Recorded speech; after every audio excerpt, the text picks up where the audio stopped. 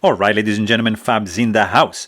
And today I've got the Custom Knife Factory, Tashi Bharucha Justice knife here with me for a review, and we're gonna analyze the look, the sound, and the feel of this guy. But hey, don't forget to like the video and to subscribe to the channel if you're enjoying this kind of content. So let's check this out, how big this guy is, because this is not a small boy, guys. This is 9.2 inches overall length with a 4-inch long blade and a 5.2 inch long handle, and let's see how this guy compares up against the usual suspects. This is, of course, Ontario Rat number 2 with this bigger brother Ontario Rat number 1, which is still small. Also, of course, Spyderco Para 3. No, not doing it. Let's see the Spyderco Paramilitary 2. No, still smaller than that. Let's see a small Sebenza 21. What do you think? It's gonna be bigger than that? Don't think so. How about the large Sebenza 21? Large Sebenza 21, this is a 3.6 inch long blade, so it's not gonna make it the cut. But also, like, let's say another custom knife factory that's in the house. This is the Philippe Jourget design 520. And another one, Canadian design, Peter Rassenti, Snafu 2.0, also custom knife factory. Look at this trifecta. These are probably the 3 best custom knife factory blades around, at least that I tried so far. I'm gonna show you another couple more here, a couple Russians in the house. This is Shirogorov Neon Zero, of course, and this is the Shirogorov F95 R Slim, which again is still smaller than this Justice. Let's see another couple options. Koenig Knives, Arius, of course, and also American-made Hinder Design, Hinder Knife, XM18 3.5 inch. Let me show you another couple here. Lion Steel TRE, very, very small, of course, compared to that. I'm going to show you another couple nice ones. This is the Olon Abolon, another small one. Let me show you another couple Russians. This is the Cheburkov small Strige, and look at this. Maybe this guy over here. Oh yeah, this is this means business, right? This is the Cheburkov the Wolf, which is the biggest of them all. Look at that. That's a huge blade, but still, this is no slouch. What else can I show you? Just another couple of gorgeous blades that I have around here. Holt Bladeworks Spectre version 3, Prestige, and what else? Another Russian? Sure. Look at this. This is the Shirogorov Custom Division Quantum in the house. Stay tuned for the review of this beauty right over here. Alright guys, so what do we have here is a custom knife factory, Tashi Bharucha designed collaboration beauty. I mean, this is like a custom knife factory flexing big time. We have Russia-made $800 integral titanium handle knife, simply fantastic. The milling is like the highlight of this knife, of course. I mean, just check out the level of precision that is going on with this handle over here. I mean, you've got, of course, titanium integral handle, one solid chunk of titanium, bronze anodized, milled out internally, like to perfection, cut like that, milled like, I mean, guys, I don't even know where to start. You have 3 areas. One with this diamond-shaped, kind of like, looks like a elongated Renault logo. And then you have this circular grid. Fantastic. I mean, do you know how much time it takes to make this? And just trying to look at this, it's hypnotizing. It's just mesmerizing. And then you have like this zirconium matte insert, which is absolutely flush with the handle. And then look at this line going on over here and continuing to the flipper tab. And then you have all these angles all around here. Look at this. This is a curved, it's radiused. It's not flat. See? I mean, it's beautifully designed. The blade follows the contouring of the handle, like here, in a absolutely fantastic way. And when you open it, it just flows naturally with the lines. Okay. The other side is the same. You have these three areas, and with the pocket clip, which is like that. You see, it's following and matching the pattern, the milling pattern going on in the handle. How cool is that? It's kind of like the pocket clip is disappearing. And by the way, it's beautifully designed. Look at the tension going on. It's absolutely perfect. You've got this pretty big cutout over here for the lanyard. It's like a nice lanyard hole. You've got a level of chamfering, a level of milling. Everywhere is chamfered on the inside. Beautifully done. 100% beautifully done. The back, just check the back. They could have done something like flat. No, look at that. It's like another diamond-shaped kind of thing. Look at the back. I mean, this gives you the idea on the thickness of the handle and of the slab of titanium they used to make this piece of artwork. I mean, it's gorgeous. It's just beautiful. You, of course, have a stainless steel lock face insert with a over-travel lock bar integrated in it, screwed from the outside, external lock bar cut out. You've got a very, very nice milled area here to allow your thumb just to disengage the lock bar, like so. Very, very nicely done. You have one screw which is protruding just a little bit. It's domed pivot, just a little bit protruding. You're gonna need T8 to unscrew this.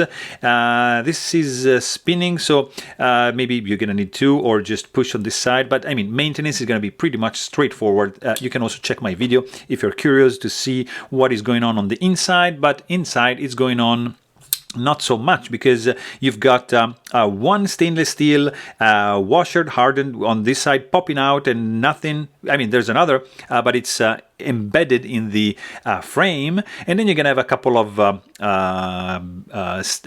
ceramic ball bearings caged, and then you have these two bolsters, let's say in zirconium, popping out and allowing you to remove the internal stop pin, which of course you can't see because it's internal. So you need some way that, since you cannot separate the scales, there's no scales, you need a way to introduce like a stop pin right inside of the blade, and then just it's gonna disappear right underneath the zirconium bolster, which is just gorgeous. I mean, come on, look at that. The pocket clip also is like very interesting. Too bad that this mount is gonna be sticking out from your pocket. But it's beautifully done, nicely designed. The ramp is fantastic, in and out. It's absolutely gorgeous. It's resting not on the lock bar, but on the actual frame, which is the right way to do it. It's a tip-up carry only, not reversible. It's not ambidextrous. It's just gonna stay there, so just don't say anything, because that's the right position, in my opinion. But when you just flip this flipper tab like this, guys, would you look at this blade? Nice harpoon style blade. There's no chamfering going on, which is probably my only gripe, together with the weight, but it's not sharp. But I would have preferred maybe something a little bit more rounded off up top right over here. Dual tone. This side is like matte. This kind of swedge going, it's not a swedge, but it's like a cutout kind of thing. It's matte. And then you have a swedge going on right over here in the harpoon up to the tip, and then you have full belly, and then a recurve right up to the very, very shallow, non-existent, almost sharpening choil. I mean, it stops right here, so it's not really like a sharpening choil, but you see there's a little bit of, I would have preferred like a full sharpening choil. That's it, end of the story. But what I really love, it's like the pure sterile look of this satin blade, directional like that. Beautiful. Nothing going on the blade. There's just like M390 and the serial number right over here, because these guys are, I think, 200 limited series.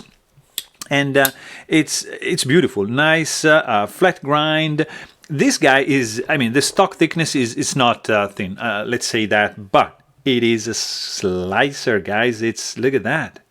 Very, very cool. Also, the grinding is symmetrical. The edge is symmetrical as well. And overall, I really like this shape of the blade. I mean, like, just add a little sharpening choil and we're good. Also, I really like this little detail. Like, for example, this radius area over here, it's parallel with this radius area over here in the blade. And of course, when you do like that, look at this.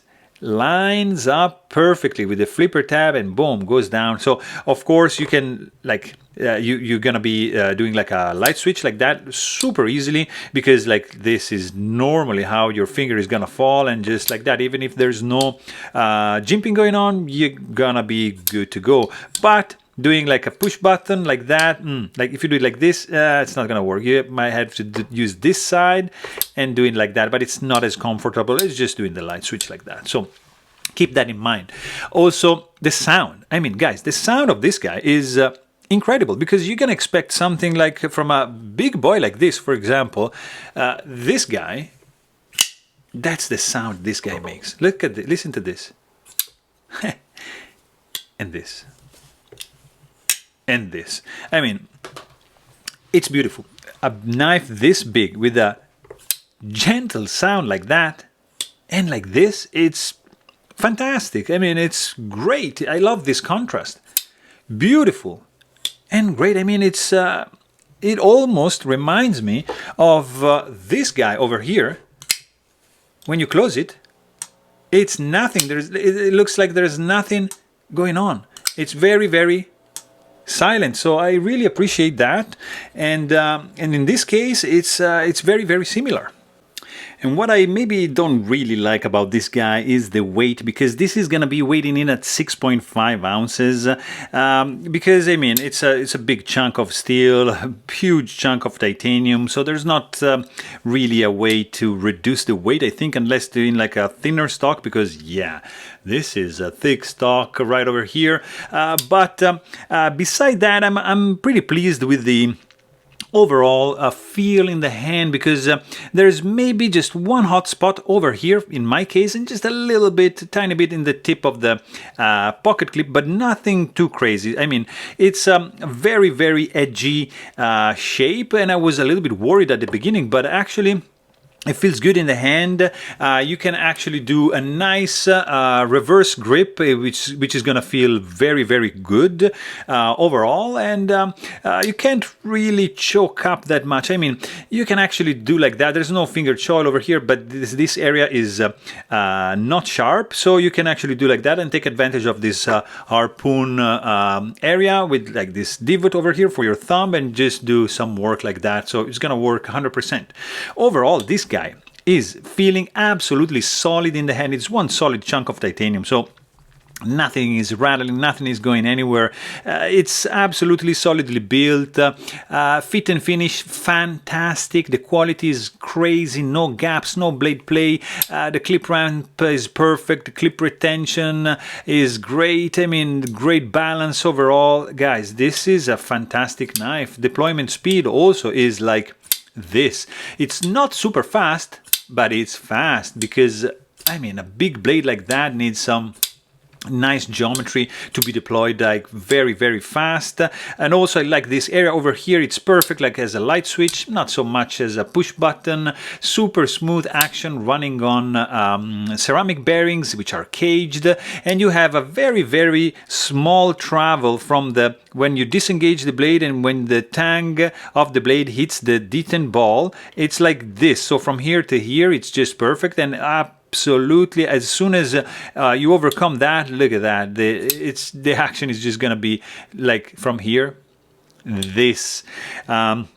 The tip of the blade is well protected from this chunk of the heel of the blade of the handle, so really, really safe. Also, like the lock release is pretty good to deal with, because there's a nice indentation here. You're gonna be able just to do like that very, very easily. No lock stick, of course. There's a stainless steel lock face insert. I mean, what do you expect from that?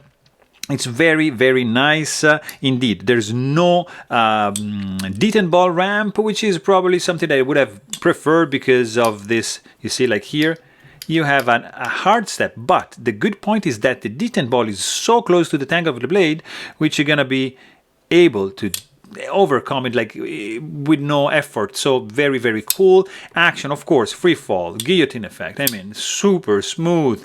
You have to be careful because this is gonna chop your finger for sure. I mean, overall, guys, this is a stunning looking knife. Absolutely masterfully milled out handle from a solid chunk of titanium, beautiful zirconium, harpoon, satin finish, M390, sound ridiculously good, good grip. I mean, it looks good, feels good, and sounds good. It's a good to go knife for me, even if it's huge and not properly cheap. So there you have it. Hope you guys enjoyed this video. Please don't forget to subscribe. And thanks for watching. Stay tuned.